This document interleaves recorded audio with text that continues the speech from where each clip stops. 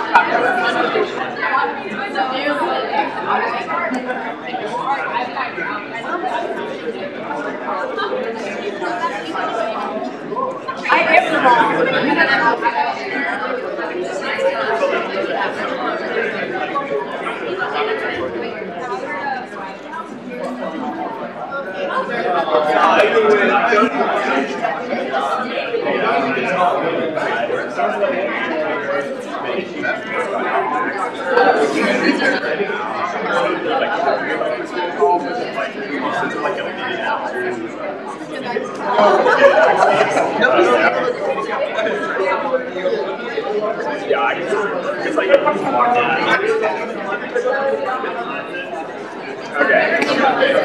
I figured I'd let you know.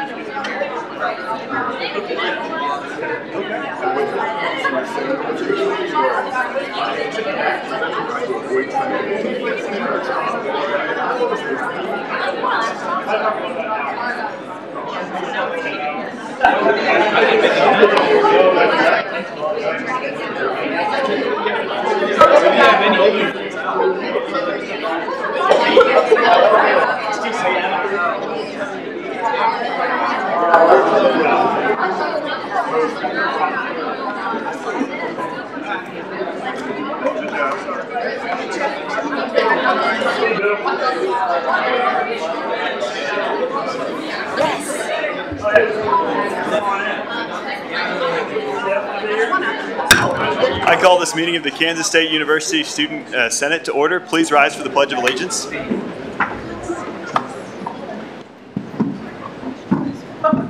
I pledge allegiance to the flag of the United States of America and to the republic for which it stands, one nation, under God, indivisible, with liberty and justice for all.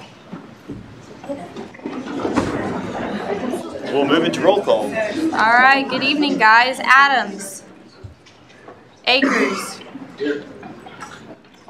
Anders. Here. Archer. Here. Arnaldi. Here. Bergston. Here. Bolar. Here. Bickerrood. Here. Cafera. Here. Dinez. Here. DeMoranville. Dahl. Here. Elliott. Here. Flores. Here. Fuller. Here. Garcia. Here. Garrity. Here. Grandy. Dickerson. Hendrickson, sorry. Here. Hyen. Here. Hughes. Here. Jackson. Here. Jewell. Here. Kallenberger. Here. Kelly. Here. Kidd. Here. Klein. Here. Lonker. Here. Maples. Here. Markle. Here. Martin. Here. McDermott. Here. Mertens. Here. Meyer. Here. Eatery. Here. Ogren. Here. Orth. Here. Penny. Here. Papoon. Here. Pitts. Here. Pruitt. Here. Swanson. Here. Tedrow. Here. Thomas. Here. Tuttle. Here. Valdez. Here. Works. Here. Zwick. Here. All right. Bothwell. Here. Carpenter. Here. Cruz. Here. Dahl. Here. Gammon. Here. Grover. Here. Hornung. Here. Horton. Here. Hoskins. Here. Houghton. Here. Jabin. Here. Keekly. Here. Karanha. Kellerman. Here. King. Here. McAdam. Here. Malberg. Here. McCandless. Here. Meinhardt. Here. Peckert. Here. Helton. Here. Putnam. Here. Roth. Rodriguez. Here. Savarino. Here. Shao. Chumlin. Here. Wheeler. Whitman. Witterman. Here. Sorry. Winsky. Here. Zeke. Zyke. Nope. Okay. All right, 47 senators and 26 interns. All right, with that, we'll move into our first open period. There's no one on the agenda for first open period, but if there's any one that would like to be a first open period speaker, I will entertain that now. I gotcha. If not, we'll keep rocking and rolling with our agenda today. Next up is the approval of the minutes. Is there a motion? Senator Papoon. I move we approve the minutes. Second. Is moved and seconded to approve the minutes. If there are no objections, the minutes will be approved as read. With that, we'll move into our announcements today.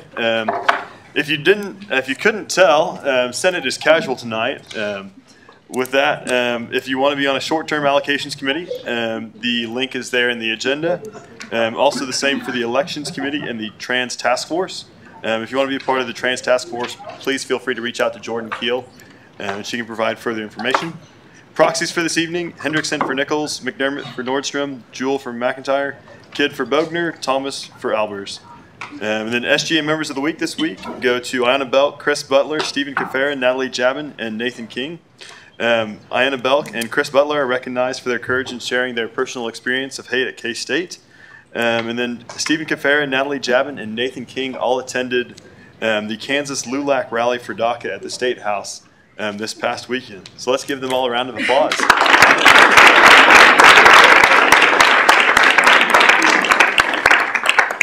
On the upcoming events calendar, a lot of things going on Sunday. One to highlight specifically is the Campus Initiatives Work Group. That was the group of SGA members and students that signed up after last meeting.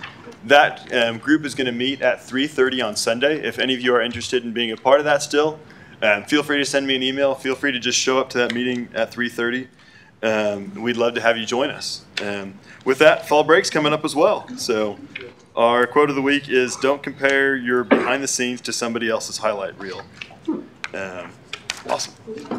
With that, we will move into commendations. Is there a motion for Resolution 30? Yes, can I get your name? Bothwell. Intern Bothwell. I move that we consider Resolution 30. Is moved and seconded to consider Resolution 30. Will the author please come up?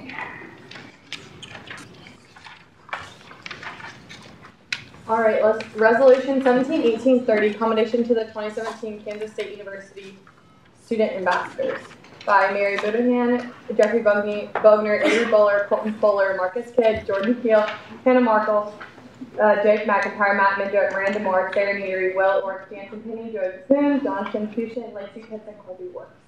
Whereas Mario Garcia III, a senior in Human Development and Family Sciences from Shawnee, Kansas, and Paige Engel, a junior in Public Relations from Overland Park, Kansas, have represented Kansas State University and the K-State Alumni Association as the 2017 K-State Student Ambassadors. Whereas the Student Ambassador Program, established by the K-State Alumni Association in 1977, elects one male and one female student each year to represent the student body at the Alumni Association events throughout the state and at university activities. And whereas Mario Garcia III and Paige Engel have visited with prospective students and alumni, attended student alumni board meetings and activities, and assisted with the programming on campus such as the Alumni Fellows Program and the All-University Homecoming Committee during their year of service. Be it resolved that Section 1, Kansas State University Student Governing Association commends Mario Garcia and Paige Engel for their time and effort they have put forth to represent Kansas State University and the Kansas State University Alumni Association as the 2017 K-State Student Ambassadors. Section 2, upon passage by the Student Senate and signature of the Student Body President, a copy of this resolution shall be sent to past female ambassador Paige Engel, past male ambassador Mario Garcia III, Kansas State University Alumni Association President and CEO Amy Button-Renz, and University President Richard B. Meyer. With that, are there any corrections to Resolution 30? Yes. Caucus Leader Kidd. Yeah, I know I'm an author, but I should have caught it. Whatever the line it is that mentions Kansas State Alumni Association, can you change that to just K-State, because that's the actual name of it, K-State Alumni Association. Yep. Also, there is one place that Mario Garcia doesn't have the third. Do you know which line that is? 24, gotcha. Great. Yep. Are there any further corrections? Seeing none, are there any questions for the author? If not, first right to debate. Yeah, so Jonathan and I talked and I was like, do we congratulate the people who just got elected or these people? And we decided to congratulate the people that are finishing their term because they've actually done the service already rather than just getting elected. So hopefully we'll keep this a tradition, and next year the 2 ambassadors that just got elected will be commended. With that, are there any questions for the speaker on her debate? Seeing none, is there any debate in the negative? Any debate in the positive? Any further debate at all? If not, is there a motion? Chair Orth? I move we approve this resolution unanimously. Second. It is moved and seconded to approve this resolution unanimously. If there are no objections, Resolution 30 will be approved unanimously. With that, is there a motion for Resolution 31? Speaker Pro Tempore Mignani. I move we consider resolution 30. It is moved and seconded to consider Resolution 31. Will the author please come forward? All right, Resolution 171831, commendation to the Kansas State University Soil Judging Team by Nils Bergson, Carlos Flores, Aaron Hendrickson, Sarah Neatery, Jansen Penny, Lacey Pitts, Emily Swig, Adam Houghton, Sarah Gammon, Emily Meinhardt, Sarah Pelton, and Tel Whitmer. Whereas this Kansas State University Soil Judging Team placed second at the 2017 Region 5 Soil Judging Contest hosted by South Dakota State University in Redfield, South Dakota on September 29th. Whereas by placing in the top 2 teams, KSU qualified for National Soil Judging Competition this spring in Tennessee, and whereas team members include Karen Dirksen, Jacob Reinnecker, Chris Weber, Logan Evers, Sarah Zerger, Tessa Z, Kara Wilson, Peter Burkamp, Megan Owens, Lucas Scott, and the team is coached by Mickey Ransom, Professor of Agronomy, and assistant coaches Colby Merberg, and Assistant Professor of Agronomy, and Aaron Bush, a graduate student in agronomy. Be it resolved that Section 1, Kansas State University Student Governing Association commends the excellence of the KSU Soil Judging team members and appreciates the time and effort that students within the College of Agriculture put forth to show the value of their hard work in both academics and throughout the respective organizations at KSU.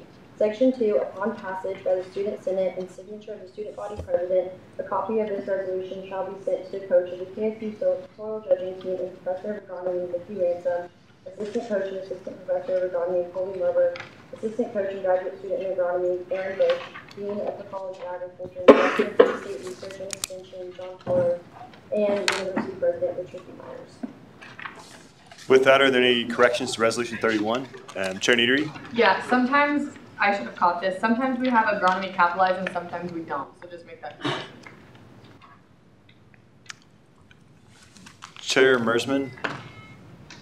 Does that mean we capitalize? Is Chair Mersman He's not here. Not here I think tonight? it should be capitalized. You don't think so? Awesome. We won't capitalize it. With that, are there any further corrections? If there are no further corrections, are there any questions on the resolution? Seeing none, first right to debate. So the soil judging team did a really good job at their last competition, and we plan to congratulate them for it. Are there any questions for the speaker on her debate? Seeing none, is there any debate in the negative? Any debate in the positive? Any further debate at all? If not, is there a motion? Intern King. I move to approve Resolution 31 unanimously. Second. It is moved and seconded to approve Resolution 31 unanimously. If there are no objections, Resolution 31 will be approved unanimously. And with that,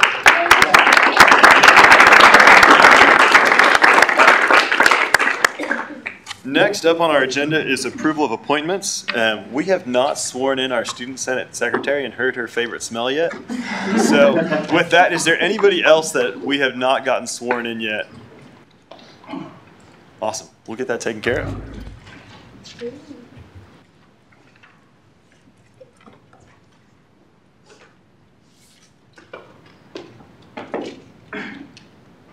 I do solemnly swear that I will faithfully execute the office of Student Senate Secretary and will, to the best of my ability, preserve, protect, and defend the Constitution of the Kansas State University Student Governing Association. Awesome. With that, name, major, hometown, favorite smell. All right. As you guys already know, my name is Caitlin Doherty, and I'm your secretary. So it's my pleasure to be here with you guys tonight and through this year. So anyway, I am majoring in history. I have a double minor in political science and philosophy. I'm pre-law, and I have a political certificate as well. I'm from Winfield, Kansas, and my favorite smell is probably my homemade fried chicken. Oh, that's pretty good. Hi, Rachel.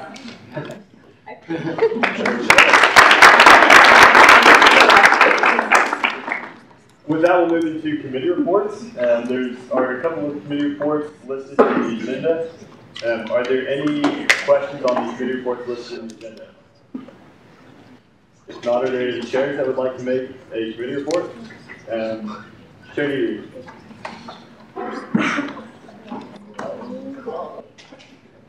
All right, so I know when a couple weeks ago, when we had introduction of legislation for the fine arts fee, everyone was like, whoa, that's a lot of money. I don't even understand what privilege fee is. So we're just going to do a quick overview of what privilege fee is, what entities get money from privilege fee before we make any funding decisions for the entities. All right, so there's our little committee down there. Cool, Jonathan, I thought it was great. Okay, this is just kind of an overview of what the fee is.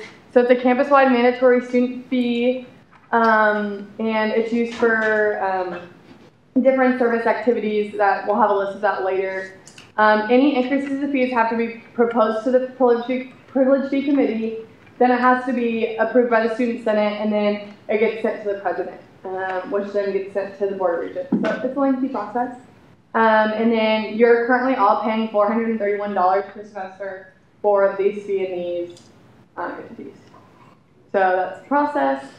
Here's a list of all the entities that we fund. I'll give you guys a second to read over those. So if you're not using these services, you're already paying for them, so you should really use those services. Awesome. This is a breakdown of what, how much money each privilege fee gets this year. So when we're voting on this legislation, it's voting on, if let's say we're voting on an increase, that'll change all these numbers. And the very bottom number, the $431, which is what you pay now. Anytime an increase gets approved, a decrease gets approved, that changes. And so any decisions we make this year will be changed. We'll be changing the amount paid in privilege fee next year. Any questions? Yeah. Isn't that less than we paid the year before? This has been steady for 3 years. No. So are you talking about the 16.4? No, the 431. Oh yeah, that's stayed flat. Yeah, for the last 2 years. Yep. Yeah. Yeah. Are they considering looking at how much CSI gets since the amount of support they can provide organizations has changed significantly? Yeah, so they were reviewed last year for funding, and so they won't be reviewed for another 2 years, but they can come at any time for like a one-time allocation if they need extra support. Yeah. Sorry, I didn't mean to go to that question, but the student union's $107. How much of that is for a building? I have those numbers. I can send you. Any other questions? Yeah. Will this presentation be posted anywhere? Yeah, I can post it on Worksheet under the privilege fee committee. But all this information is also found if you go to the SGA website. there's a little bar on the side that says privilege B, and it has the explanation of everything and all the little details that you'd want to know. And this is Bill's famous graph. So I had to put it in. Are there any other questions? I know it's a lot of money, and so it's kind of like not a decision you can just say yes, yes, yes to. It's kind of something you have to think about. Yeah? Does the privilege fee have the capabilities in situations where CSI changes from OSAS to reconvene and review the privilege fee? Yeah. You saw changes like that? Yeah, we can. This last year we made KCD, for example, a 1-year contract, so we're reviewing them again this year, even though we reviewed them last year. Awesome. Please email me if you need any answers. Let's give her a round of applause. Is there any further committee reports? If not, we'll move to director's reports. There's a couple of director's reports listed in the agenda. I want to highlight specifically Attorney General Inman's report, which is about the Attorney General position. If any of you are interested in applying for that, the application will close next Wednesday, November 15th at 5 p.m. If you have any questions about the position or the application, feel free to reach out to Attorney General Inman. With that, are there any questions on any of the director's reports? If not, we'll ask for director's reports. President Ayers. All right. So I want to talk to everybody about the KS Unite event next Tuesday. I know you probably all saw K-State Today release. There'll be a somebody listener email going out tomorrow morning from Daryl, Reese, and I. However, I want to address a couple things. First of all, I think some kind of context I think you might find interesting. This event is unprecedented and pretty historic. The last time that K-State has canceled class for an event that's happening on campus, in other words, like not weather related or anything else, was an event in 1916. There was a field day in 1916. So maybe that's something we'd be interested in next year. But it's pretty interesting though to look into that. And so I think that because of that, we need to make sure that SGA is playing a big role in making sure that event is well attended and is something that students are taking seriously and really making and are attending. So I think the biggest role that everybody here can play is to promote that. I also thought I would help you by stepping through a couple of the details that might be unclear, so you can help to clarify that. And when you share it, be sure to encourage other people to share it as well. Students, I think we really have a responsibility to help promote that. So a couple things. Starting at 1 p.m., individuals from each of their home buildings. So it doesn't necessarily. I had a question who asked it about how if you're in a different building for a class, that's where you would meet. There should be a central meeting place, in one of the main doors, and everybody's going to walk from 1 to 1:30 from that location to Anderson Lawn. So coming from all across campus, all together to Anderson Lawn, in what is our Unity Walk. So once everybody's there from 1:30 to 2:30, that's the speaking component of the event. I will be the MC and will be providing some opening remarks. President Myers will be speaking about coming together as a community and about his initiatives, and then Daryl Reese Jr., the president of the Blasphemy Union and new K-State ambassador, will be closing with some inspirational words. So really, I had a couple conversations about this being a student-led, student-directed event, and that's something that I want to be sure that we focus on, and something that we're working with President Myers on, to make sure that the message is coming from students and that students are receiving that well. That said, though, we are inviting everybody to this event, and hopefully we'll have a good turnout from faculty, staff, administration, community partners as well. So that's the speaking component of the event. Also had a couple questions about accessibility there, and that's something and safety. Those are two key concerns, especially with an outdoor event. One, bundle up is going to be cool. Two, there's going to be K-State police presence there. We're closing off streets for safety reasons, as well as for accessibility, where individuals will be able to get through. And we have another planning meeting tomorrow to hammer out those details and be sure that our campus community and Manhattan community is aware of that. So that's kind of some things going on there. Third, after the speaking event, everybody will be invited to come back to the union for a series of small group breakout discussions revolving around education, revolving around reflection, and revolving around action. So education, really good opportunity to really get into some difficult discussions, like what is privilege, what is racism, why is that, how does that manifest itself on our campus? I think some really in-depth discussions, and a lot of students are leading those as well, which I think is really powerful. Reflection is to reflect on what the events of the year, and that's like your time at K-State, and the reflect on the events of the speaking component. And then action is about what our university is doing and what individuals can personally do. So I think that'll be a really powerful section as well. And then moving forward, I think that KS Unite is a campaign that we need to keep going. Something that we're going to address once we've gotten over the once we've done the event. It takes a lot of planning, and frankly, it's happening in a pretty quick time frame. But I think that's happening for a reason, because we want students to go home for fall break and take a week off the classes with some thoughts in their head about, one, what they can be doing, and two, with the reassurance that K-State is committed to creating an inclusive and equitable environment here on campus and in the community, how they can play a role in that, and as well going home to have some things to think about. So how much time do I have left? 20 seconds. Okay, can somebody give me like 5 more minutes, please? Interim coordinator Jewel. I move to extend Jack's time by 5 minutes. Moved and seconded to extend Jack's time by 5 minutes. If there are no objections, you got 5 more minutes. Thank you so much for doing that, Annie. I really appreciate that.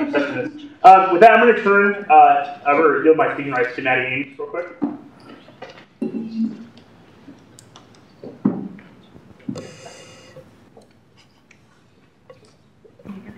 Yeah, well, after you will be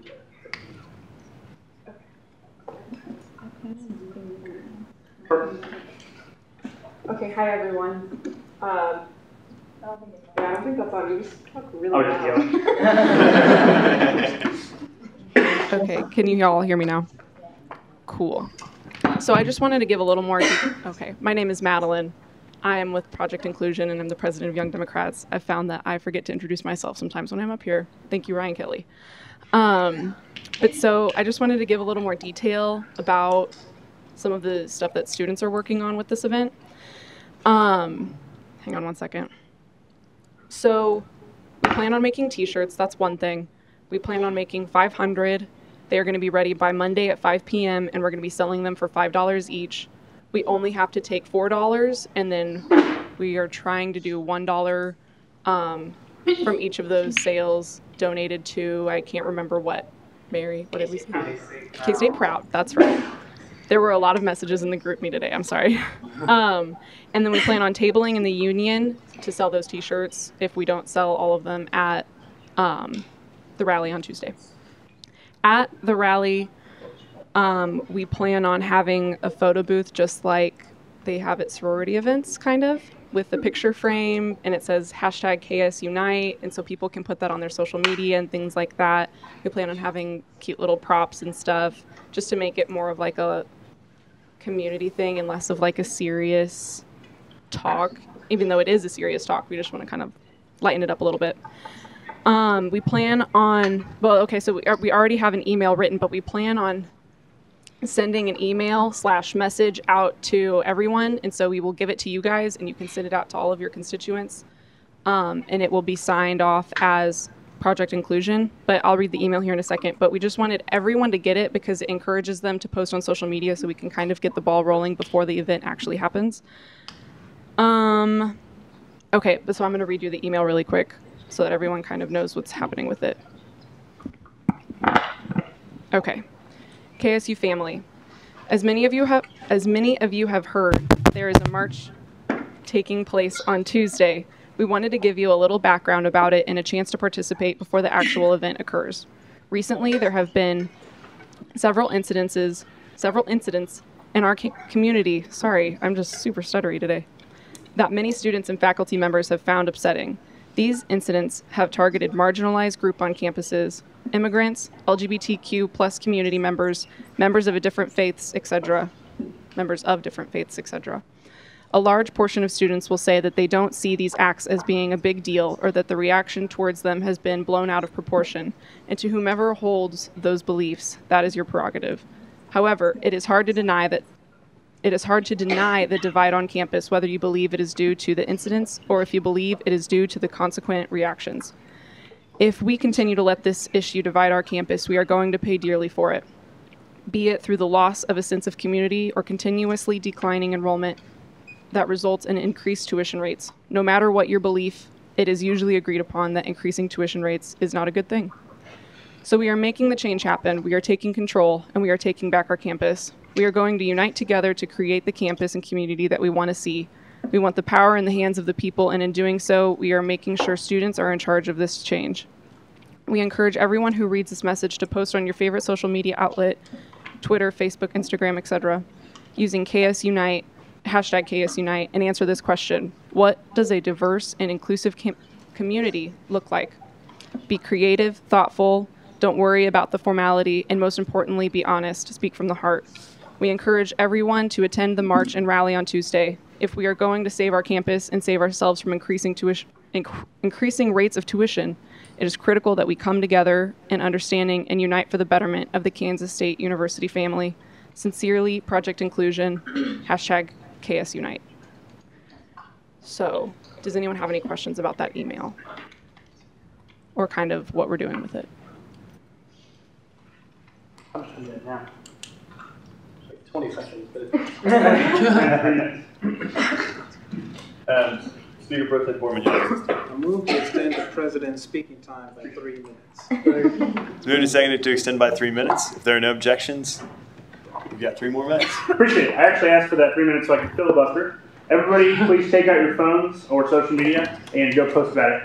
Share it, give some organic, talk about why students should go, and really encourage that. So go ahead and take those 3 minutes right now and please go share that. I think so. I don't think so.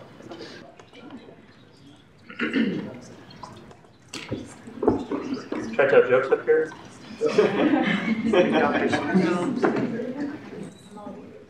What did Bill Harlan say to Bill Harlan? He said, "Your name is Bill Harlan." Good one. I guess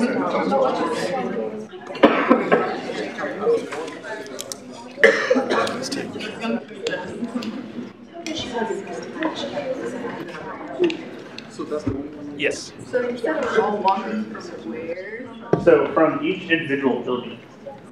So like, if you're in King Hall, you're watching King Anderson. Studies watching Leadership Studies Anderson. A lot of departments are organizing it. It's going to say like the entire college of engineering is meeting like class. Which street? What's that? I have work, so I can't go. So how does they should be? That should be taken care of. Okay. 9 Center should close for hours. It's in that. Yeah. Okay.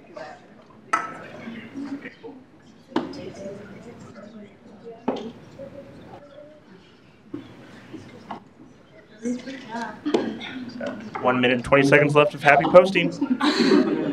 What year did you say? Jack, I got a question. Yes. Who's like spearheading this event? Students. Well, like. Oh. Yeah, that's right. Okay. I mean, like, who's organizing it right now? Yeah, so it's a group of individuals. The group grows and it shrinks and it's all over the place. Led by Dr. Jackie Hartman in the Office of the President, who's kind of leading the administration side of things. Faculty leadership by Faculty Senate leadership. Brian Lynchfield is Faculty Senate President, and then President-elect Spencer Wood, and then students by myself, Olivia, and Daryl Reese. Did that answer your question? Cool. Annie. What year did you say, the 1916? 1916, the field day. Do we know? Oh, it's field day. 25 seconds. Sarah Neatery has a good one. Everybody attend KSUnite on Tuesday. I promise you, you won't want to miss it. I'm not good at tweeting. Max Meyer also has a good one. Maybe Lacey do it. She has a lot of followers. I got my screens. Put it on farmers. I'll buy somebody a varsity donut if they can incorporate a really good GIF into it. Seriously, I will. I know I should have. I didn't think about it till now.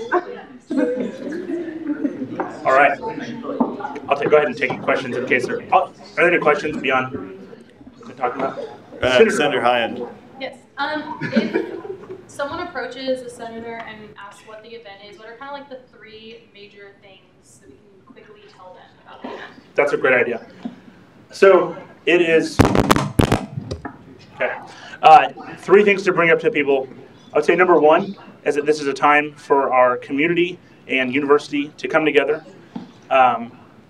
To 2, reaffirm our commitments to diversity, inclusion, and equity. And 3, 2 words. I was going to say the way that I've heard some news. So also, this is getting like ridiculous media coverage, which is awesome. But I talked to somebody who today called it like a reset. Like, oh, so we're going to hit like a little reset, or like a timeout, like a pause. I mean, literally, we're hitting pause on university business for 2 hours. So I would maybe bring in something like that. That it's like it's a time to just reset. We all need to come back together and make sure we're on the same page to move forward. Other questions? And thank you to Senator Jewell for all those time extensions. And PennDOT. With that, are there any further director's reports? SGA Treasurer Pushin.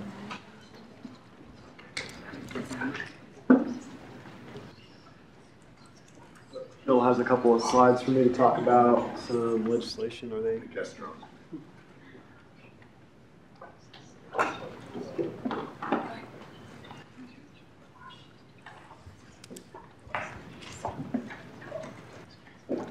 I'll be speaking about the last 4 bills on tonight's agenda real quick. Just kind of hit the high spots, I guess, on the changes that are being made. So we'll start with Bill 25.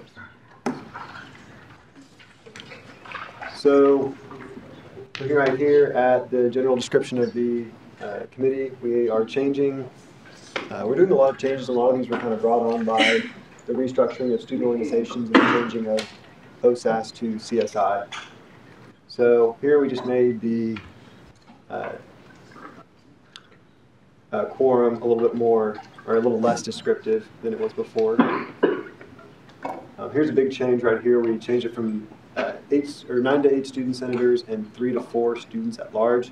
This keeps the committee the same size as before, but as you'll see on Bill 26, this is for UAC, and then the next bill will be CAC. CAC had 7 student senators and 5 at-larges. So we just kind of made them both even, since now they're switching to travel committee, 1 for travel and then 1 for on-campus. So this is UAC, and they're going to be the on-campus committee. A lot of these other changes that I don't have highlighted are just basically changing of names for the officers on that committee, and then also the changing of the name for CSI and OSAS. Here's the big changes come in their jurisdiction. So we changed it from campus-wide organizations to independent departmental student organizations that they're working with. Section C there, that was a point that we had a little bit of debate on when we first started making changes. We didn't really understand what it meant, but basically what it means is that when 2 groups partner together, one committee is going to make a decision, and it's going to be given to the committee that, or to the organization that committee decides. In this case, if we have to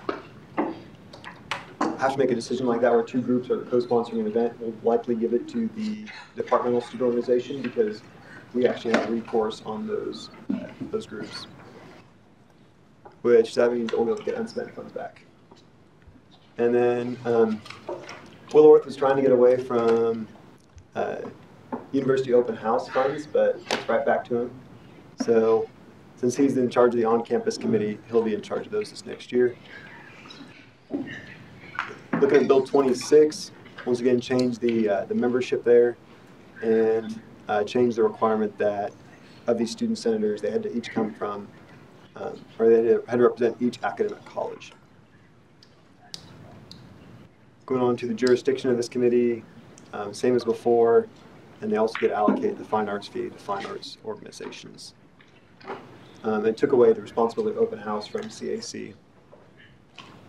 Looking at Bill 27, no big changes there, and then Bill 28, no changes there really, besides names. So, any questions at all? Yep, Senator Martin.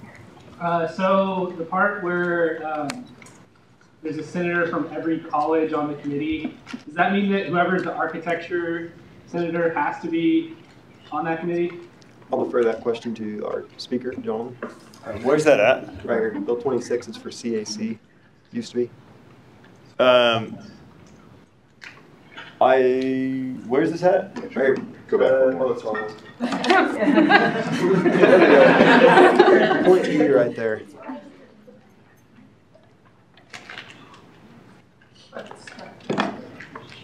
Not, the student senator doesn't have to be on there, but there has to be someone from the College of Architecture who would have been on that committee. So we could use a student at large on there, it looks like. Yeah. The fine arts thing. Should I go to both? I think so. We'll What? make that change. I think it should go to both as well. Oh, Both I was committees. just asking if that was going to change any part of the legislation. It shouldn't, right? No. Cool, thanks. Any other questions? All right, thank you. Are there further speakers for director's reports? Speaker Pro Tem Bignani? Yeah.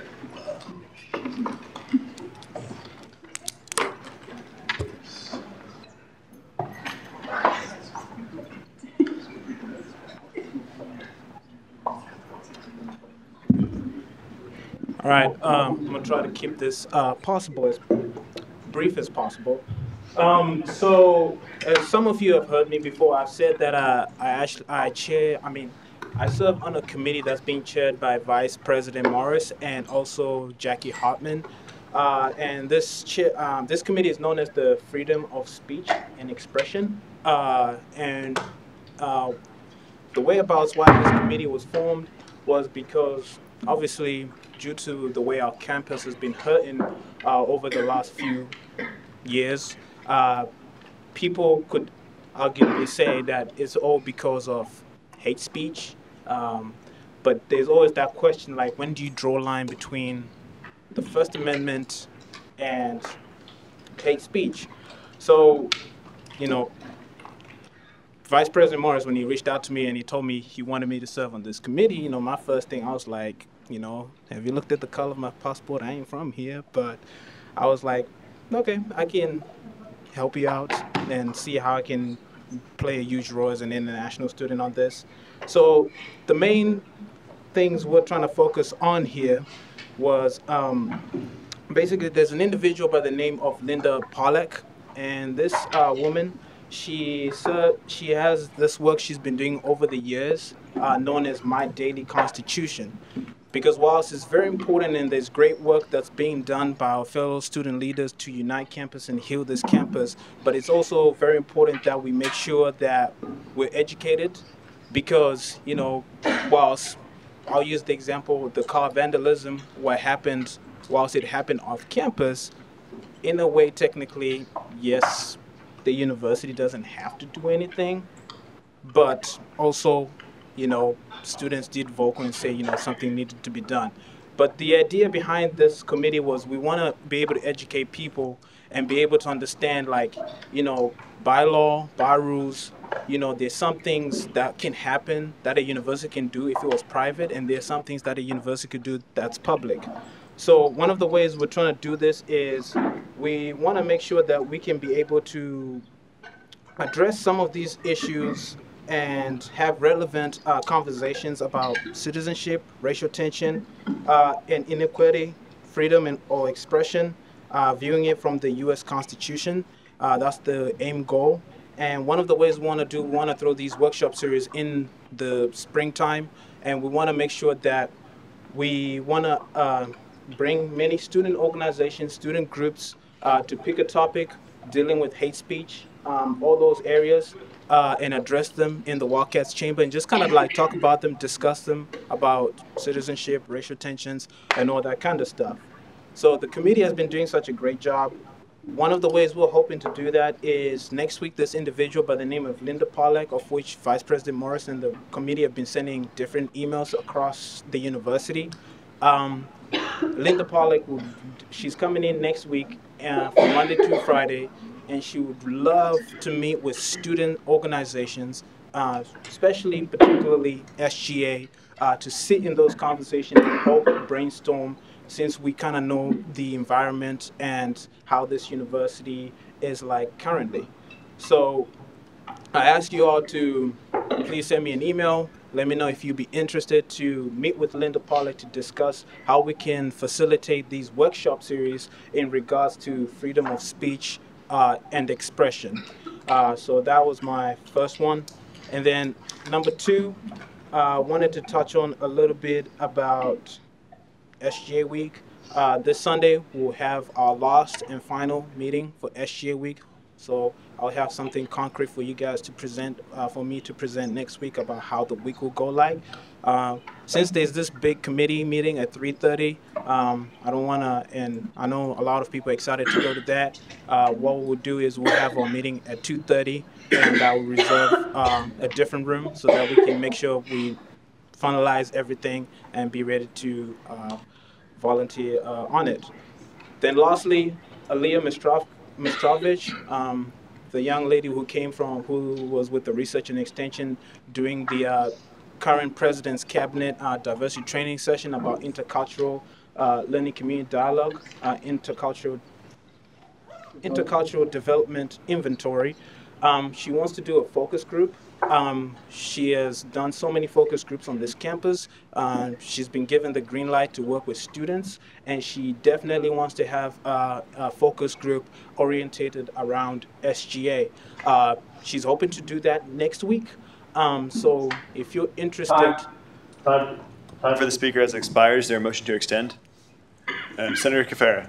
I move to extend the speaker's time by 3 minutes. Second. It's moved and seconded to extend the speaker's time by 3 minutes. If there are no objections, you got 3 more minutes. Okay. So she wants to do a focus group. If you're interested in that, she needs about 12 to 15 people. So if you're interested in helping or be part of that focus group, please send me an email, text message, and then, we can meet right after Senate over here and discuss it. The time and date that works for everybody. The focus group is going to be about 2 hours. So next week, 2 hours, 15 people if possible. That would be really grateful. And with that, I stand for questions. Questions for Speaker Pro Tem Magnani? Seeing none, our next director's report is from Director Abinaban.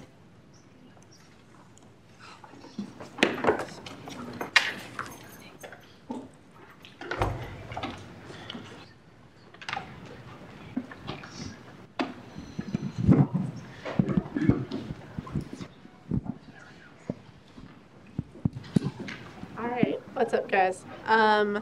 So just reiterating on the KS Unite and Project Inclusion's initiative, during student engagement, they had a very similar idea. So we'll be working alongside Project Inclusion and making sure that that hashtag is something that goes on throughout the year. If you want a t-shirt, meet me after Senate. I'll sign you up. It's $5. We're not selling them. They're donated. Keyword, donated. Then $1 will go to K-State Proud. So we're trying to get $500 to go to K-State Proud. What else? There'll also be stickers, I think, which will be fun. And then if you're interested in helping out with getting diversity and inclusion more integrated within the Greek system, like doing workshops for your houses, etc., also meet me after chapter. I'll get people's emails. Ideally, we'd like to have one person from each house at least. So yeah, meet me after Senate. And then I met with Jessica and Michelle from the Alumni Student Center, and we're planning on doing like a multicultural student gala, kind of like modeled after the Wabash Cannonball to raise scholarships for need-based scholarships for multicultural students. So if you're interested on serving that committee, I'm thinking of creating a committee that will hopefully be like something that the Multicultural Affairs Director will continuously lead. So if you're interested in organizing a gala for scholarships, let me know afterwards as well. And if you haven't written a letter for DACA and would like to, tonight's the last night. So raise your hand right now and I will give you a letter.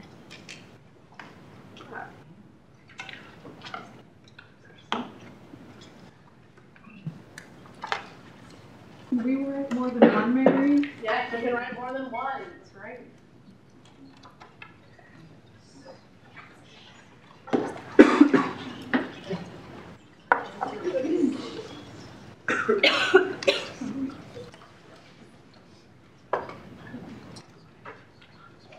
Okay, running out of cards. Okay, so format, in case I will get people, others after Senate as well. I'll go one back. But format, write Dear Senator someone, whoever you want to write it to, Moran, whatever. Then you write a message, brief message saying why this is important, why you support it as a K-Stater, and why they should, and like what kind of legislation you want to go for. And then you sign your name and write your address so that they can write you back. Okay? Questions about that? Yeah. Just something to add, if you want to make it most effective, maybe address it to Senator Roberts, who has never released a statement about DACA. Okay, if everyone didn't hear that, address it to Senator Roberts. Okay? All right, and then I'm going to send letters to LULAC for doing their, like a wow, great job, we see you, we encourage you for organizing the rally, there we go. Rally in Topeka, and then also to BSU for organizing the emergency meeting. So if anyone wants to sign that, also find me after Senate. Any questions about anything? Jonathan, you want to say that? Questions for Director Budaban? Chair Needery? Can you just pass that one around? Yeah, sure. Okay. Caucus Leader Kidd? Yeah. Well, question for you, I guess. Can I ask her about a question or can I ask her about something that she did not cover in her report, right? Something with her job description, right? No? Sure. I can? Okay. So I kind of mentioned it last week, I didn't really get into it, but you and I have talked, but just for everyone else to know. Can you give us updates on the Campaign for Nonviolence? Okay, yes. Campaign for Nonviolence, which I'm a part of. Thank you, Marcus. So next semester, what we're planning on doing is a 64 day for nonviolence. It ends the day Martin Luther King was assassinated, I believe. So sorry. It starts January 3rd and ends April 4th. Yeah. And so basically what that is that it's going to have like a bunch of events happening for that cause. So like counseling services is having a week for like mental health, etc. So it would be really nice for SGA to participate in something like this. So if you have ideas and thoughts on how we can participate during these 64 days for nonviolence, please let us know. Brainstorm. Anything else? Yeah, that's it. Any questions? Further questions? I promise it's not my microphone. With that, are there any? If there's no further questions, our next director's report will be from Director Kuchera.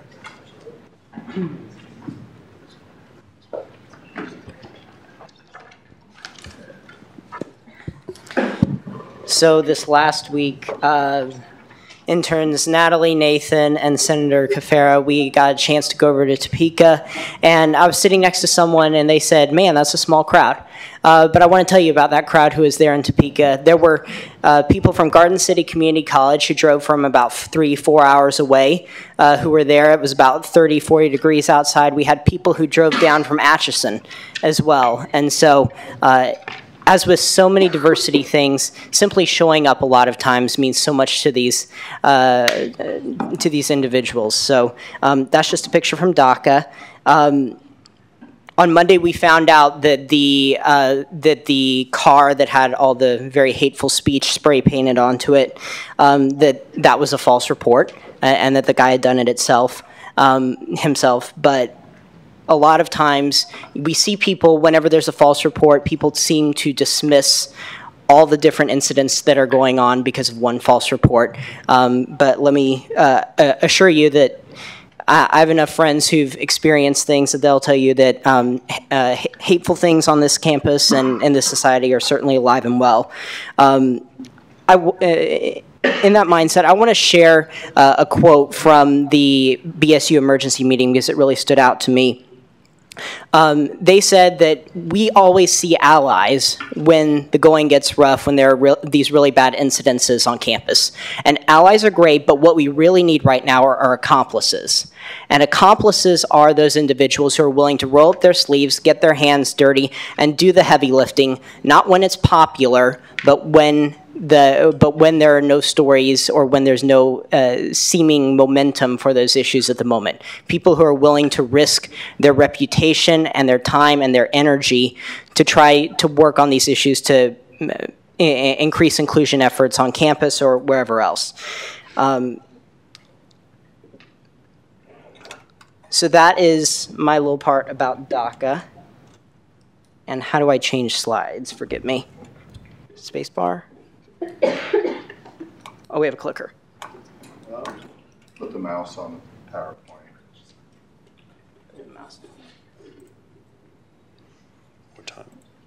There we go. So I briefly want to touch on some statistics for needs-based scholarships. I'll post this so everyone can see it, but nobody wants to just see a lot of numbers, sorry. So I'm introducing Resolution 32, I believe, tonight, and it deals with needs-based scholarships. And I was up here fixing some of the numbers last minute. But basically what I want you to see here is Consumer Price Index deals with the increase in prices, a lot of times due to inflation. In the last, and this is between 17 and 20 years, each of these numbers, it's increased by 44%. During that time, the maximum Pell Grant that a person can receive, that increased by 38%. And during that exact same time, the average household income only increased by 3%, so 44 and 3. That means that people have less buying power today than they did in the past. For scholarship and grants, K-State's doing a great job. We are, in the past, and this is only in like the past 17 years or something, the scholarship and grants for the university have gone up a full 156%. In addition, but when you factor in the increased number of students, that's only about 129, but that's far outpaced the increase in inflation from CPI. Things that didn't make it into the resolution tonight, and there's quite a lot that did, are the credit hour fees. The first Tuition and Fee Strategies Committee report that I saw was from 2005 to 2006, and back then these were the original fees that were on the books at the time: architecture, business, and engineering. But as you can see today, engineering is $84, and there's talk about them wanting to increase to $99 per credit hour. Business administration is the second highest, with $65 credit hour fee, plus an additional $100 each semester for a business professional advantage fee. But I'll post that out there for you as well. And then this is just to show you, on that previous slide, in comparison to inflation, CPI, which was 44%, this is the increase in tuition over the past 20 years. Tuition and fees has gone up almost 300%. And when you factor in credit hour fees, engineering goes up to 376. So if you're looking at the spread here, you have education, which is probably, this is factored on a 15 credit hour semester. So education is the lowest at about 10,400, going all the way up to engineering. And this data is not presented in the... Time for the speaker has expired. Is there a motion to extend Speaker Pro Tempore Magnani? Move to extend the speaker's time by 5 minutes. Second. It is moved and seconded to extend the speaker's time by 5 minutes. If there are no objections, you have 5 more minutes. Thank you very much. All I wanted to say is this type of presentation is not out there, so I wanted to make this available to you. I have information on the next slide about like all these numbers and all the factors I included with these calculations. So you have access to them. So feel free to ask me any questions, and we'll go more into specifics during the resolution, but I'd love to answer questions. Any questions for Director Kuchera? Chair Neatery? Can you give us an update about your meetings you've had with the K-State Foundation? So with the K-State Foundation, I've actually had some conversations recently this week as well. Speaker Pushin, President Ayers, Vice President Ballman, and Jordan won't be able to be there because she's in a class. But we have gotten permission from K-State Foundation for the administration to make a presentation for students, talking about issues that students are really passionate about. We're in talks right now to become one of the impact speakers for a K-State monthly operational meeting where the development officers who go out into the field fundraise with the donors, that we can talk to them as a stakeholder and say, here's what students are experiencing.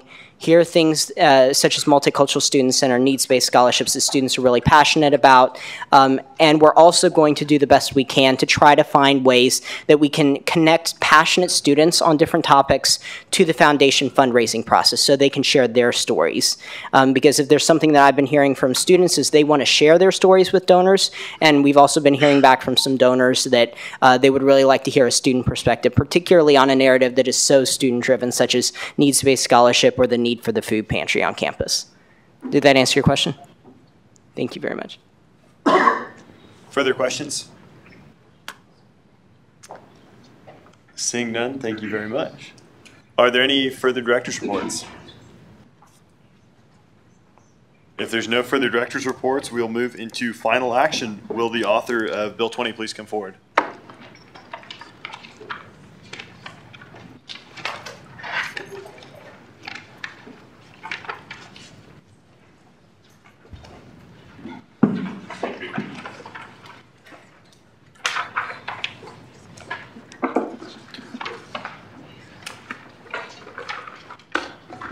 Have there been any changes made?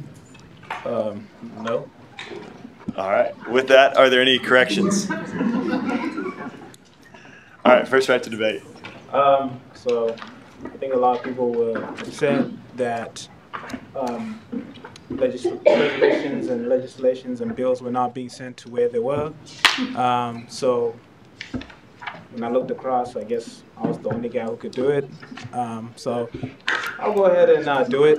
The only thing I would like to emphasize is, even though deep down I still strongly believe that it shouldn't be a student that should be doing this, I believe it should be a faculty staff within CSI that should be doing this. So in the meantime, we do need to get those resolutions going. So I decided to play ball and actually get it going. But I personally believe it shouldn't. But yeah, I'll get that resolution. And also, if you are one of those who want bills to be sent or anything, please make sure you email Jonathan the name, address, where it's been delivered, and then also we need a template of the letter of like that we can attach with the bill resolution or commendation. We'll reach out to you with a template of how to submit the addresses. But otherwise, if you want legislation or stuff to be sent out, you know what to do. Any questions for Speaker Pro Tempore Mignani? Caucus Leader Kidd. So tonight, I understand that this, or I can imagine that this is a huge undertaking on your part or someone else's part to try and work on getting all of the legislation from the past couple of years to be sent to those people now. What can we do to help you, if anything? Or like, do you even want help? Or? Yeah, definitely help will be very great. Obviously, it's that time of the year, the semester, so I might be a bit too late, like kind of like drag on, try to send the legislation because obviously everybody got exams and stuff like that. But if you really are one of those who like, man, I need this to be sent out, and of which I'll do my best. Yeah, hold me accountable. Send me an email. We can even schedule a time. during the week, and then we'll make it happen and make it go by real fast. Because I have a few stacks on my desk that I need to get on, so I promise to do the utmost best to make sure that legislation gets delivered. Yes, Chair Needery. Yeah, I already know the answer to this question. I'm sorry, Jonathan.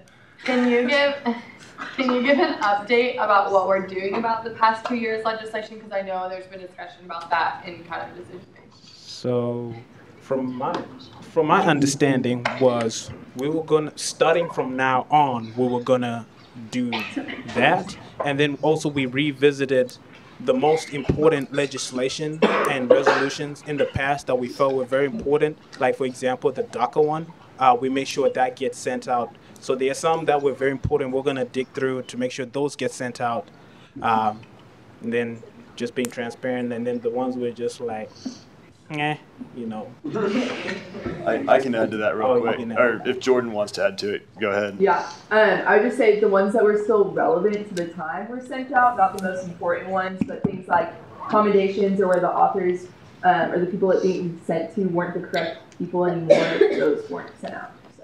Yeah, thank you. Things that were still relevant to the time and right now were. Yeah. Sorry, Carlos. Any further questions?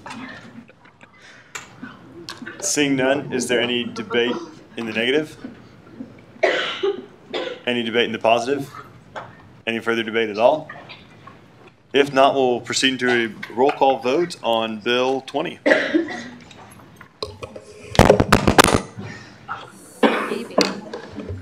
Maybe. Okay. Adams. Akers. Is that a yes? Yeah. Alberts. Yes, by proxy. Anders. Yes. Archer. Arnaldi. Yes. Bergston. Yes. Bogren. Yes, by proxy. Bolar. Yes. Bickerud. Yes. Cafera. Yes. Dinez. Yes. D. Moranville. Yes. Dahl. Yes. Elliott. Yes. Flores. Yes. Fuller. Yes. Garcia. Yes. Garrity. Yes. Grandy. Hendrickson, sorry. Yes. Hyen. Yes. Hughes. Yes. Jackson. Yes. Jewell. Yes. Kallenberger. Yes. Kelly. Yes. Kidd. Yes. Yes. Sorry. Yes. Yes. Okay. Klein. Yes. Lonker. Yes. Maples. Yes. Markle. Yes. Martin. Here. Yes. McDermott. Yes. McIntyre. Yes, by proxy. Mertens. Yes. Meyer. Yes. Nichols. Yes, by proxy. Needery. Yes. Nordstrom. Yes, by proxy. Ogren. Yes. Orth. Yes. Penny. Yes. Papoon. Yes. Pitts. Yes. Pruitt. Yes. Robsonpour. Swanson. Yes. Tedrow. Yes. Thomas. Yes. Tuttle. Yes. Valdez. Yes. Works. Yes. Zwick. Yeah. All right, passing 49 to 0. All right. With that, we'll move to Bill 21. Will the author please come forward?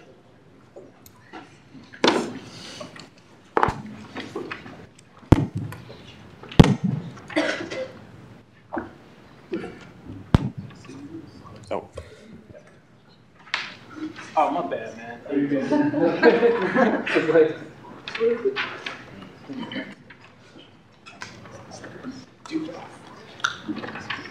Are there any changes? I don't think so.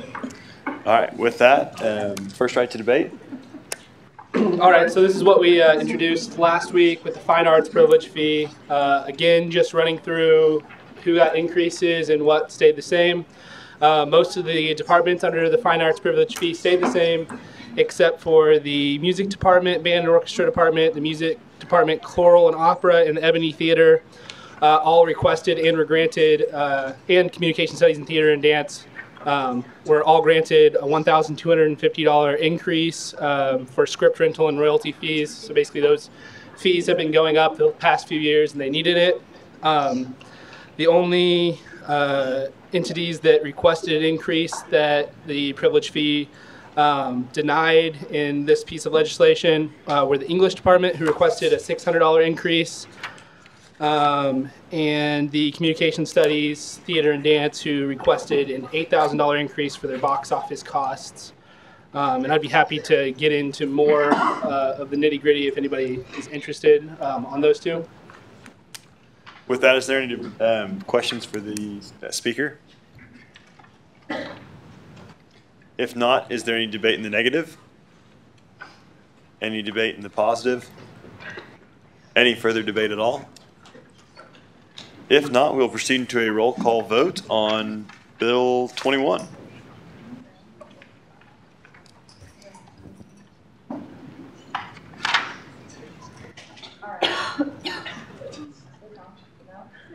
No? Oh, there it is. Okay, Adams, Akers, Yes. Alberts, Yes, by proxy. Anders, Yes. Archer, Arnaldi, Yes. Bergston, Bogner, Opener, yes, by proxy. sorry, Bolar, Yes. Bickerud, Yes. Cafera, Yes. Dinez, Yes. DeMoranville, Yes. Dahl, Yes. Elliott, Yes. Flores, Yes. Fuller, Yes. Garcia, Yes. Garrity, Yes. Grandy, Grandy, yeah. No, not here. Okay, sorry. Hendrickson, Yes. Hagen, Yes. Hughes, Yes. Jackson, Yes. Jewell, Yes. Kallenberger, Kelly, Yes. Kidd, Yes? Klein, Yes. Lonker, Yes. Maples, Yes. Markle, Yes. Martin, Yes. McDermott, Yes. McIntyre, Mertens, Yes. Meyer, Yes. Nichols, Yes, by proxy. Nedry, Yes. Nordstrom, Yes, by proxy. Ogren, Yes. Orth, Yes. Penny, Yes. Papoon, Yes. Pitts, Yes. Pruitt, Yes. Rosenpour, Swanson, Yes. Pedro, Yes. Thomas, Yes. Tuttle, Yes. Valdez, Yes. Works, Yes. Zwick. All right, 46 to 0. All right, with that, we'll move into introduction of legislation. Is there a motion for Resolution 32? Speaker Pro Tempore Mignani. Move to consider Resolution 32. It is moved and seconded to consider Resolution 32. Will the author please come forward? I move that we allow the speaker to summarize. Second. It is moved and seconded to allow the author to summarize. If there are no objections, the author is allowed to summarize.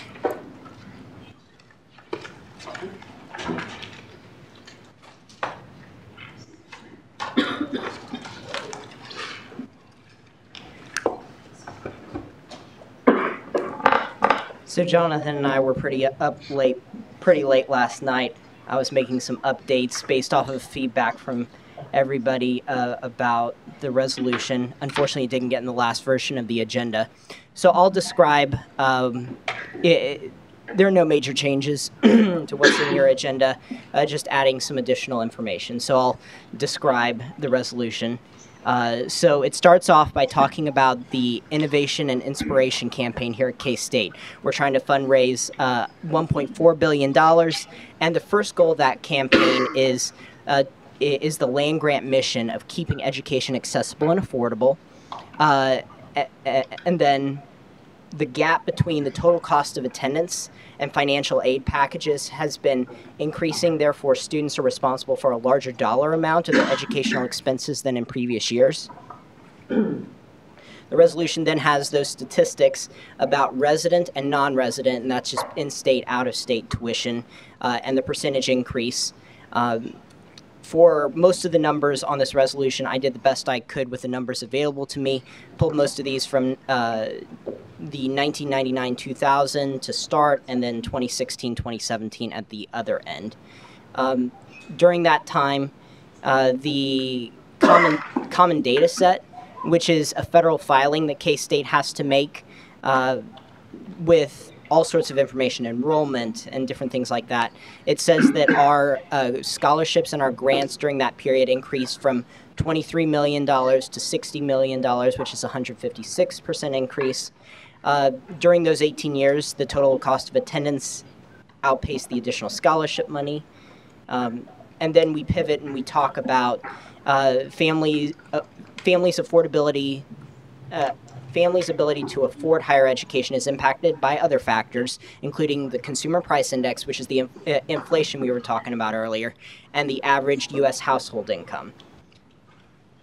And then I pull from the Bureau of Labor Statistics, CPI, that increased by 44%, which reflected a decrease of income buying power as prices became higher or inflated over time. And then I pull from the census data that said that the average U.S. household income has increased only by 3% during that time. Whereas the Consumer Price Index increasing more rapidly than the average U.S. household income decreasing ability to pay for higher education, whereas the rising tuition, cost of tuition and decreasing ability of students to pay is a contributory factor to Kansas State University's 8% enrollment decline in 3 years.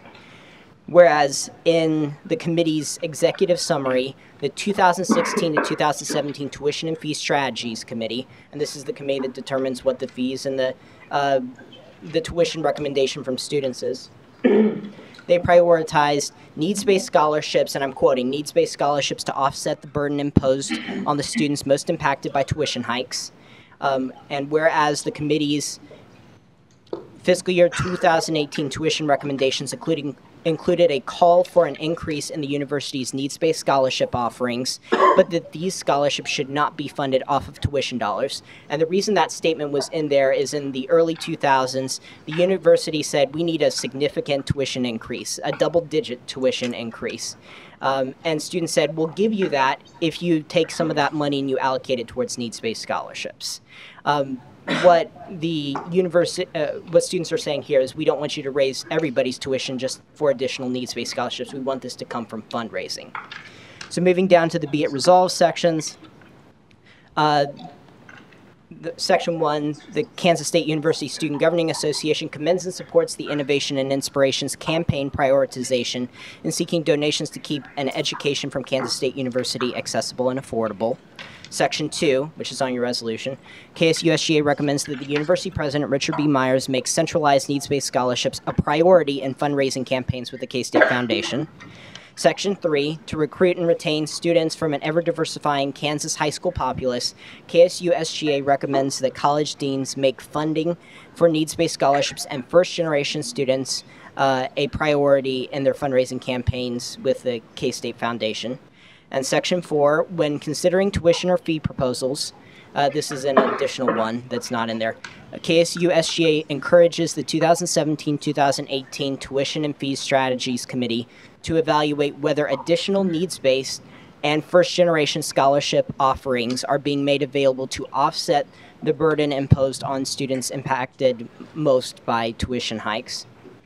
And then in Section 5, which is your Section 3 in that, I believe, it just has a list of everybody that this will get sent to, including university administration, and my list is much longer than the one that you have there, people in financial aid, all the college deans, all the college scholarship individuals. I had conversations with 6 of the 9 this summer and this fall. I'm also sending it to a few of the diversity officers in some of those colleges, and I'm also sending it to the 2017-2018 Tuition and Fee Strategies Committee. And Section 6, passage by Student Senate, signature of the student body president, officially puts this resolution into action. So that, in addition, we had the entire everyone who was at cabinet signed on as authors, and will really look forward to anyone who's interested in having their name added as authors, and I'll also be reaching out. That could send a really strong message to the college deans as well. So that's the resolution. Any questions, corrections? With that, are there any corrections on the resolution? Speaker Pro Tempore Magnani. I don't know if in your updated version, I thought Dean Chakrabarty became the official dean for arts and sciences. Yes, he's the official dean. Sorry, go ahead. Yep, further questions? It's two questions. Was there like any conversation at least to involve the caucus leaders, sort of like hear from their perspective of maybe what's going on within their own college and where they stand with scholarships, just to kind of make it more impactful? I have not had conversations with the college caucus leaders. I would love to entertain that if you can facilitate that. What I did is I reached out to each of the scholarship staff in the colleges and I asked what their situation was, and I heard a lot of different stories, and that's a whole nother thing for a whole nother time of challenges that they're having with their jobs. But that's the way I tried to get some idea from the colleges of what their situation was. Further questions? Speaker Pro Tempore Mignani. Then my second question would be like, I know you're trying to raise scholarships and get more need-based scholarships for students. Have you looked into the possibility for international students and how's that looking like? I'm working with the International Affairs Director, Fio. She and I are talking about the best way to go about that. We think, in my personal opinion, I think she's going along with it as well. I think this resolution should focus on we need more needs-based scholarships, and then in a subsequent letter or resolution talking about figuring out ways that we can better impact international students with scholarships here at the university. It's definitely something I'm looking into. Further questions?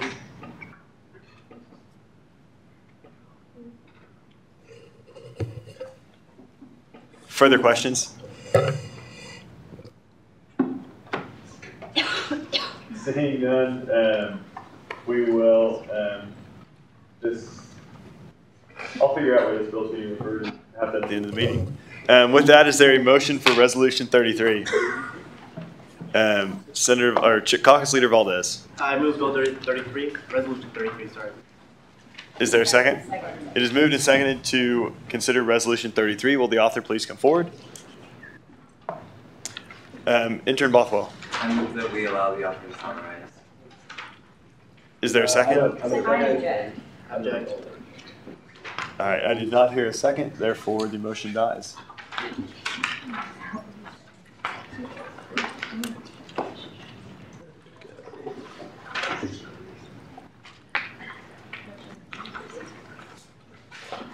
Okay, Resolution 171833, recommendation for the filing of charges for a falsified police report by PJ Hopfinger, Ryan Kelly, Jordan Keel, Brooklyn Lonker, Avery Bowler, Miranda Moore, and Annie Jewell. Whereas Kansas Statute 215904 defines interference with law enforcement as follows. A. Interference with law enforcement is 1. Falsely reporting to law enforcement officers, law enforcement agency, or state investigative agency. A. That a particular person has committed a crime, knowing that such information is false and intending that the officer or agency shall act in reliance upon such information. B. That a law enforcement officer has committed a crime or committed misconduct in the performance of such officer's duties, knowing that such information is false and intending that the officer or agency shall act in reliance upon such information. C. Any information knowing that such information is false and intending to influence, impede, or obstruct such officers or agency's duties. Whereas, according to Kansas state law, the punishment for such action is as follows. B. Interference with the law enforcement is as defined in 1 subsection A1A and A1B is a Class A non-person misdemeanor, except as provided in subsection B1B, and B. Severity level 8 non-person felony in the case of a felony. 2 subsection A1C is a Class A non-person misdemeanor except as provided in subsection B2B, and B severity level 9 non-person felony in the case of a felony. Whereas recent events in the Manhattan, Kansas community have led to the dismissal of charges against an individual who, after filing a false police report, admitted to authorities that he was responsible for racially explicit graffiti on his own vehicle. Whereas on November 6, 2017, the Riley County Police Department released a statement that stated the filing of criminal charges against the individual for having done so would not have been in the best interest of the citizens who comprise the Manhattan community. And whereas on November 6, 2017, following the statement from the RCPD, the Kansas State University Black Student Union released a statement that stated the K-State Black Student Union is disheartened that no charges were filed by the Riley County Police Department. We believe that criminal charges should be filed, and this would be in the best interest of the Manhattan community. and that no matter who wrote the despicable and hateful speech, we, the K-State Black Student Union, will never stand for hate or threatening speech. We urge the Riley County Police Department to strongly reconsider pressing charges against the individual. Be it resolved that Section 1, the Kansas State University Student Governing Association strongly recommends the prosecution of this falsified police report and other illegal acts, especially those which ignite community-wide outrage to the fullest extent of the law. Section 2, upon passage by the Student Senate and signature of the Student Body President, a copy of this resolution shall be sent to the Riley County Attorney, Barry Wilkerson. Are there any corrections on Resolution 33? Senator Cafera? On line 37, it says citizens who compromise the Manhattan community. I believe that's supposed to be comprise. Got it. Further corrections? Good catch. Chair Beckerood. On line 33, it says racially explicit. There was also a swastika, so I would include it in a Semitic. Okay. Yeah, that's okay. Awesome. Any further corrections? Suggestions? It's also being sent to the Black Student Union, and then we're going to send it to the Manhattan Mercury and the Collegian also, so that'll be added. Director Kuchera. If we're adding anti-Semitic, can we add to the previous whereas clauses, can we also send this to the Jewish organization on campus, the Hillel organization? Yeah, definitely. Further corrections? Seeing none, are there any questions on the resolution? Speaker Pro Tempore Mignani. My question about this bill resolution, I have many thoughts coming through. How meaningful and impactful would this resolution be? Because shouldn't we be more looking forward towards the future, making change, than rather something that's been dealt with, and I don't know how long it would take, but. Okay, for us, I actually spoke to Ryan about this also, and we think that by passing this resolution, we're kind of reaffirming the fact that any sort of hateful acts that happen on campus won't be tolerated no matter who does them. And by not, right now, if the person who, or the perpetrator isn't held accountable, more people may be encouraged to do this, and this just reaffirms that this is not acceptable. So that's kind of the purpose behind this resolution. Further questions? Senator Hughes. Is this going to be, would this be treated as a Class A misdemeanor or Class A felony? I'm actually unsure right now. Ryan, do you know? I mean, no, I don't. Okay, we can refer that to the K-State Legal Department and ask her or the K-State Student Attorney, and I can get back to you on that. Further questions?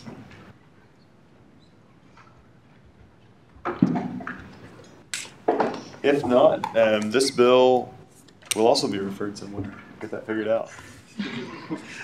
With that, is there a motion for Bill 22? Caucus Leader Maples. I move Bill 22. Second.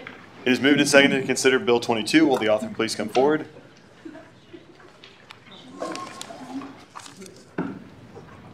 Will the author of... Are you tired of seeing me yet? Okay. Yes. I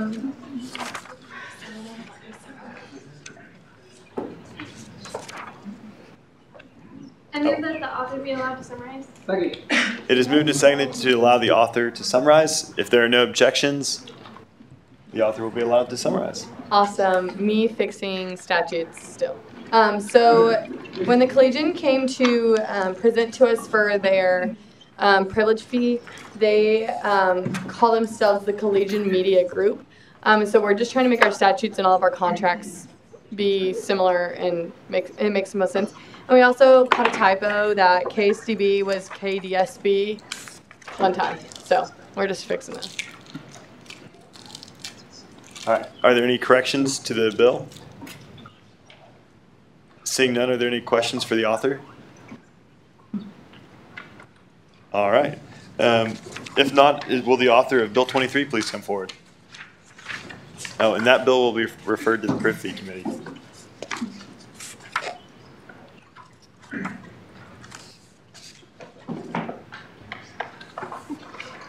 Intern Bothwell. I move that the author be allowed to summarize. It is moved and seconded to allow the author to summarize. If there are no objections, the author will be allowed to summarize.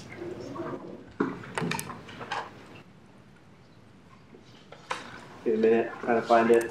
Oh, here it is. I'm going to read the whereas clauses just because they're important, and then I'll summarize be enacted that. So Bill 17-1823, continuance of collegiate media group privilege fee by a privilege fee committee. The privilege fee committee reviewed the collegiate media group audit for the fiscal year 2014-2017 and listened to the presentation proposal from the collegiate media group for an increase. Whereas the collegiate media group publishes the collegiate newspaper, Royal Purple Yearbook, and Manhattan Day Magazine. Whereas the collegiate media group asked for $1,778 increase for fiscal year 19, $12,000 increase for fiscal year 20, and $8,000 increase for fiscal year 21. Now, the collegiate would like to focus more on providing better digital news media to students without losing the monetary support they receive from local businesses and advertising on the print newspapers. Whereas the collegiate media group reported that they had over 200,000 page views in Manhattan alone compared to only 3,000 paper copies pickups. Whereas the collegiate media group reported that a continuance would put considerable pressure on expanding into digital. Whereas the privilege fee committee believes that the continuance will still allow the collegiate media group to shift resources towards digital production and away from printing production. And whereas the privilege fee committee voted 9-0 to recommend to the student senate the following privilege fee agreement, and the agreement basically just a continuance of what they had last year. So the continuance would be $395,000 and $395,000. There's a number there. I can't say it right now, but that number in line 40. It's going to be, that's what they had for the last 3 years, and they're going to have that for the next 3 years again. Yeah. With that, are there any corrections to the legislation? Senator Flores. So I think lines 30 and 31 are on a different font. That would be correct. Get that corrected. Further corrections on Bill 23? Seeing none, are there any questions on Bill 23? Director Kuchera. In line 21, it mentions 3,000 paper copy pickups. Is that per day or per year, or? I think that's. I can answer. I'm going to go look and then I'll answer today. Further follow-up, Director Kuchera. What was the committee's justification for not giving them an increase, even as they want to shift to a digital platform? The way that they had their budget. The way they proposed their upcoming budget seemed that they still wanted to keep up with the same number of newspapers, but they also said that decreasing the number of times that they print a week, if you reduce that by 1 day, it would basically cover what they asked for a student increase. And we felt that if we gave them a continuance, it would pressure them into reducing the number of times that they print newspapers. And once they save that money for printing 1 extra day, they could then shift those resources over to expanding onto the digital side. Further questions? Seeing none, this bill will be referred to the Privilege Fee Committee. Is there a motion for Bill 24? Senator Klein. I move Bill 24. Second. It is moved and seconded to consider Bill 24. Will the author please come forward?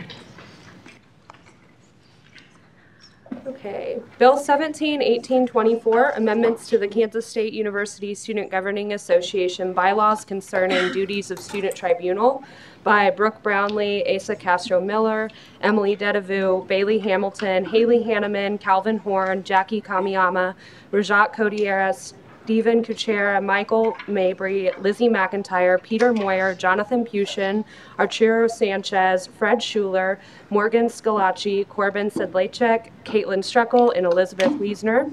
Whereas it is necessary to continually review and update the Kansas State University Student Governing Association bylaws. Whereas the Department of Housing and Dining Services has changed the housing policy, and the Housing and Dining Services Judicial Boards no longer exist. Whereas the Center for Student Involvement Student Organization policy does not have an appeals process. Whereas the Student Tribunal serves as the appellate board for a variety of cases involving student conduct, student government, and university policies. And whereas the following language has been reviewed by the SGA Judicial Branch, KSU General Counsel, and other relevant campus partners. Be it enacted that Section 1, Article 5, Section 6, Subsection C of the Kansas State University Student Governing Association bylaws is hereby amended to read as follows. Section C, Duties of Attorney General and Judicial Boards. C, Duties of Student Tribunal. 1. Interpret the KSU SGA Constitution, bylaws, and legislation upon written request by the student body president, speaker of student senate, or by presentation of a petition signed by a number of members of the student body that shall be equal to or greater than 5% of the total votes cast in the most recent KSU SGA general election for the KSU SGA president and vice president. This number shall be rounded up to the nearest whole number if necessary. 2, try all bills of impeachment passed by Student Senate. 3, hear appeals of decisions from ad hoc boards, KSU SGA Elections Review Committee, KSU SGA Elections Commissioner, and the Student Review Board with the authority to modify or overturn the decisions of such persons or bodies. 4, hear in the first instance disciplinary cases involving special circumstances or situations for which jurisdiction is not otherwise described. These cases shall be assigned to the Attorney General or designee upon consultation with the Dean of Student Life or designee. 5, hear appeals from any committee created according to the legislative powers granted in Article 5 of the KSU SGA Constitution when legislation specifies such an appeal. 6, consider appeals of parking privilege revocations issued by Kansas State University Parking Services. And 7, hear appeals by student organizations for failing to meet registration guidelines with the Center for Student Involvement set out in PPM 8540. Section 2, upon passage by the Student Senate and signature of the student body president, this bill shall take effect. Are there any corrections to the bill? If not, are there any questions for the author? If there are no questions, that bill will be referred to the Senate Operations Committee. Is there a motion for Bill 25? Chair Neatery. I move Bill 25. It is moved and seconded to consider Bill 25. Will the author please come forward? Chair Neatery. I move that the author be allowed to summarize. It's moved and seconded to allow the author to summarize. If there are no objections, the author is allowed to summarize. All right, thank you very much. So I'm going to read the whereas clauses and then summarize what's happening in the body of the paragraph or the legislation. So, whereas it is necessary to continually review and update the Kansas State University Student Governing Association bylaws, the University Allocations and the College Allocations Committee have dissolved, and the On-Campus Allocations Committee and Travel Allocations Committees shall assume the role of allocating the student activity fee to student organizations. Whereas the Office of Student Activities and Services has been renamed to the Center for Student Involvement, and after evaluation of the current KSU SGA bylaws concerning the membership of the Executive Committee, it is apparent that refinements are in order. We strike that last whereas clause? Sure. So looking at the body of this, we're just changing the University Allocations Committee to the On-Campus Allocations Committee. I kind of went over in Director's report on the high spots in this legislation, the things that are more than just name changes. That'd be the membership from 9 to 8 student senators and 3 to 4 students at large. We also changed the quorum, the rules for quorum on this piece of legislation. And then at the bottom, we allowed them to allocate the fine arts fee to college councils for open house. And then took away their right to make a decision on which group will get funds if there's a co-partnership going on. With that, are there any corrections to Resolution 25? Advisor Harlan. Andrew, when this goes to committee, on Section 3A, allocate the student activity fee to independent departmental student organizations, probably should be for on-campus events. Okay. Because otherwise, you're giving the two committees the exact same jurisdiction unless you put that. Okay. Further corrections to Bill 25? Seeing none, are there any questions for the author? If not, is there a motion for Bill 26? Chair Orth. I move Bill 26. It is moved and seconded to consider Bill 26. Will the author please come forward? Chair Newton. I move the author to summarize. It is moved and seconded to allow the author to summarize. If there are no objections, the author is allowed to summarize. Let's strike the final whereas clause. So copy and pasted that one over as well. And then looking at the body, section 1, changes were made regarding the name of the committee several times. Went from 7 to 8 student senators, 5 to 4 students at large. Took away open house and so they could allocate the fine arts fee to fine arts organizations. So, with that, are there any corrections to Bill 26? Director Kuchera? No correction. If not, are there any questions? Director Kuchera? So in lines 56 and 57, you strike out that there must be a student center from each academic college. You also struck it out somewhere else. Can you show me where that requirement is still in there? Or is it still in there that there be a representative from each college? That was one, I guess, of the highlights that I missed. That was a specific requirement for the College Allocations Committee, since that committee was allocating to groups that were specifically associated with certain colleges, like the College of Engineering or the College of Arts and Sciences. So there it was important for them to have a very diverse committee there. And so now that we're going to travel allocations and on-campus allocations committee, there's no need to have a committee that, I guess, reflects the colleges to that level. I agree that it should be diverse, but we don't need to have a specific membership requirement regarding that. Further questions? Seeing none, this bill will be referred to the Senate Operations Committee. Is there a motion for Bill 27? Cox, Leader Valdez. I move Bill 27. It is moved and seconded to consider Bill 27. Will the author please come forward? Are there any... Can I summarize? Oh, yeah. Chair Neadery. I move the author be allowed to summarize. Second. It's moved and seconded to allow the author to summarize. If there are no objections, the author is allowed to summarize. All right, so in the body of the paragraph, or I guess first strike the final whereas clause. And then in the body of the paragraph, the legislation changed OSAS to CSI and changed the name of UAC chair and CAC chair to on-campus allocations committee chair and travel allocations committee chair for the exec committee membership. With that, are there any corrections on the bill? If not, are there any questions for the author? If not, this bill will be referred to the Senate Operations Committee. Is there a motion for Bill 28? Senator Garcia. I move Bill 28. It is moved and seconded to consider Bill 28. Will the author please come forward? Chair Neadery. I move the author be allowed to summarize. It is moved and seconded to allow the author to summarize. With that, you are allowed to summarize. All right, so we just changed UAC chair and CAC chair to on-campus allocations committee and chair of the travel allocations committee. Are there any corrections on the resolution or on the bill? If not, are there any questions for the author? Seeing none, this bill will be referred to the Senate Operations Committee. With that, we will move into second open period. Are there any speakers for second open period?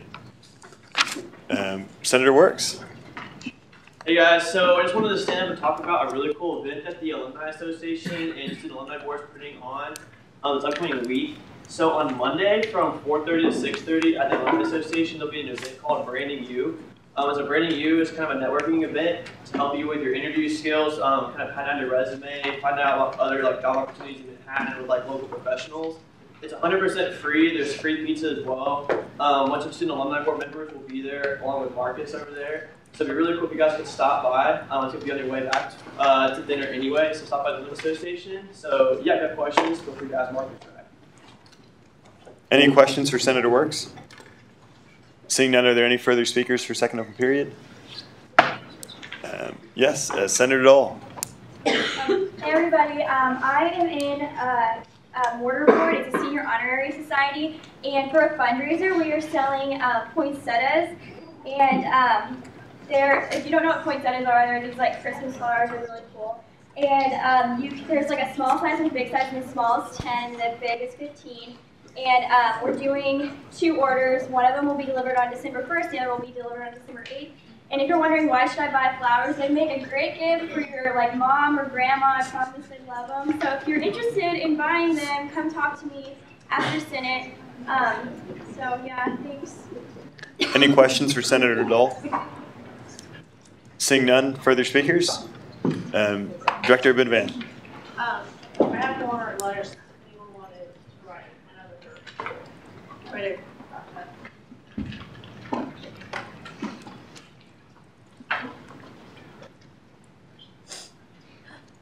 Further speakers for second open period?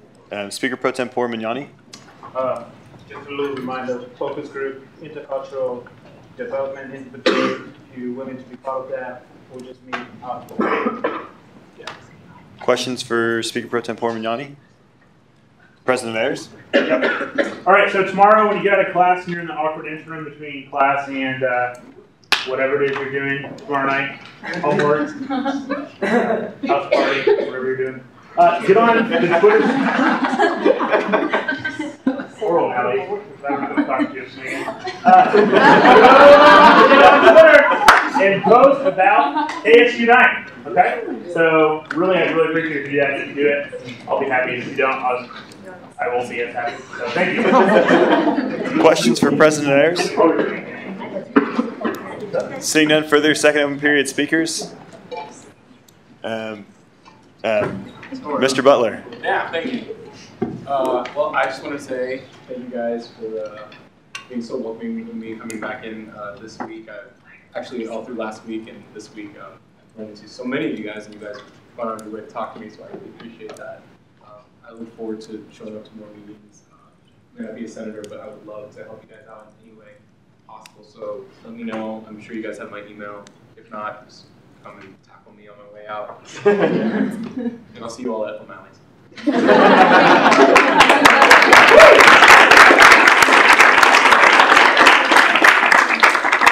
Questions for Mr. Butler? Seeing none further, second open period speakers. Attorney General Hanneman. Why for Attorney General? Applications are due on Wednesday. Questions for Attorney General Hanneman? Seeing none further further second open period speakers. Senator Cafera. All right, guys. I promise I'll be brief. I think it's great. Like you have KSU Unite going on, next week, all that wonderful stuff. Just want to make sure that everyone keeps it in front of their mind that we have to keep this energy going. We can't become complacent again in this office. So just keep moving forward, keep working towards all these wonderful goals. It's great. Just keep the momentum going. We're doing great. So just keep it going. Any questions for Senator Cafera? If not, further second open period speakers? All right, if there's no further speakers, we'll move into reference of legislation. Resolution 32 will be referred to the Exec Committee. Resolution 33 will be referred to the Governmental Relations Committee. Bills 22 and 23 will be referred to the Privilege Fee Committee. And Bills 24, 25, 26, 27, and 28 will be referred to the Senate Operations Committee. With that, we'll move into second roll call. Get my bearings. There it is. All right. Adams. Akers. Anders. Here. Archer. Arnaldi. Here. Bergson. Here. Bolar. Here. Bickerud. Here. Cafera. Here. Dinez. Here. DeMoranville. Here. Dahl. Here. Elliott. Here. Flores. Here. Fuller. Garcia. Here. Garrity. Here. Grandy. Hendrickson. Here. Hyen. Here. Hughes. Here. Jackson. Here. Jewell. Here. Kallenberger. Here. Kelly. Kidd. Here. Klein. Here. Lonker. Here. Sorry. All right, Maples, sorry. Here. Markle. Here. Martin. Here. McDermott. Here. Mertens. Here. Meyer. Here. Needry. Here. Ogren. Here. Orth. Here. Penny. Here. Capoon. Here. Pitts. Here. Pruitt. Here. Swanson. Here. Tedrow. Here. Thomas. Here. Tuttle. Here. Valdez. Here. Works. Here. Zwick. Here. Bothwell. Here. Carpenter. Here. Cruz. Here. Dahl. Here. Gammon. Here. Grover. Here. Hornung. Here. Horton. Here. Hodgkinson. Here. Houghton. Here. Yabin. Here. Keekly. Here. Karamali. Here. Karanha. Kellerman. Here. King. Here. McAdam. Malmberg. Here. McCandless. Here. Meinhardt. Here. Peckert. Here. Pelton. Here. Putnam. Here. Roth. Rodriguez. Here. Savarino. Here. Schwa. Shout. I'm gonna get it, I promise. Chumlin. Wheeler. Whitmer. Here. Witzke. Here. Zeke. Zyke. Nope. All right, 45 senators and 27 interns. With that, is there a motion to adjourn? Senator Bethune. Next Thursday, same time. It is moved and seconded that we adjourn. If there's no objections, we'll be adjourned. I'm